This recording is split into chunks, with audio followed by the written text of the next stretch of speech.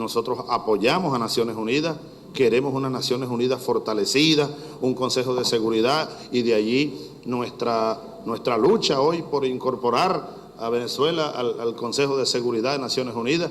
Por cierto, valga la oportunidad para agradecer a nombre de nuestro pueblo el apoyo que China ha anunciado por voz de su propio presidente, el compañero Hu Jintao, a Venezuela en su aspiración para formar parte del Consejo de Seguridad de Naciones Unidas, lo cual creo que bien vale un aplauso de todos los venezolanos y venezolanas que estamos aquí por esa posición de China. Nuestro agradecimiento,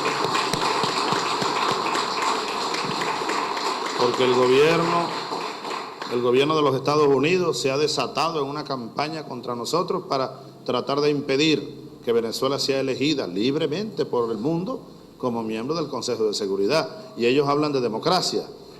Pero, bueno, lo que hacen es una política dictatorial, de chantaje, de presión. Venezuela ha obtenido, independientemente, decía yo esta mañana con un grupo de compañeros, el canciller, los ministros, independientemente del resultado de la elección que será en octubre, nosotros sabemos que no será fácil. ¿Por qué? Bueno, porque nos estamos enfrentando a los Estados Unidos, no a otro país de América Latina. Los Estados Unidos han dicho al mundo que no quieren y han mandado cartas a los gobiernos del mundo diciendo esto y aquello que Venezuela no debe.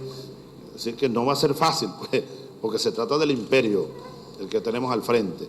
Pero a pesar e independientemente del resultado, ya nosotros tenemos grandes éxitos en el camino. El apoyo de China, el apoyo de Rusia, anunciado en Moscú, en nuestra presencia por el propio presidente y amigo Vladimir Putin, el apoyo